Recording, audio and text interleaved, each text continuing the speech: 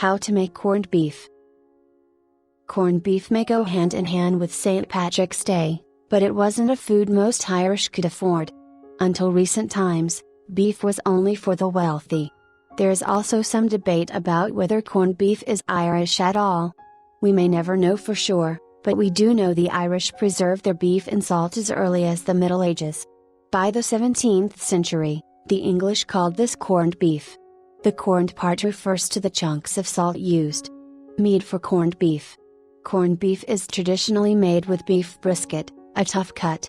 However, when it's cooked properly for corned beef, it becomes extremely tender. In March, because of St. Patrick's Day, you may be able to purchase the appropriate cut with a package of seasoning mix. However, it's easy enough to make your own spice mix. DIY corned beef spice mix recipe. Ingredients: 1/4 teaspoon saltpeter sold in drugstores and farm supply stores, 2 tablespoons sugar, 2 cloves garlic, minced, 2 teaspoons paprika, 1 tablespoon mixed pickling spices, 3/4 cup salt. Instructions: in a bowl, dissolve the saltpeter in 1/4 cup warm water. Add the sugar, garlic, paprika, and pickling spices.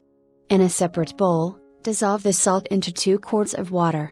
Combine the contents of both bowls. Place the meat in a large pan and pour the spice mix over it. Refrigerate, turning the meat once a week, for 3 weeks. Corned beef. Place the brisket in a large pot.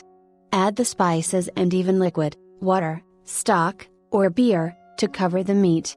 Bring to a boil over medium-high heat, cover the pot, and reduce to a simmer. If needed, add more water as the beef cooks. You'll know it's done when the meat pulls easily apart.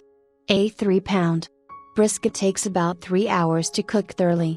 You may also cook corned beef in a crock pot. Just be sure the crock is no more than 2/3 full.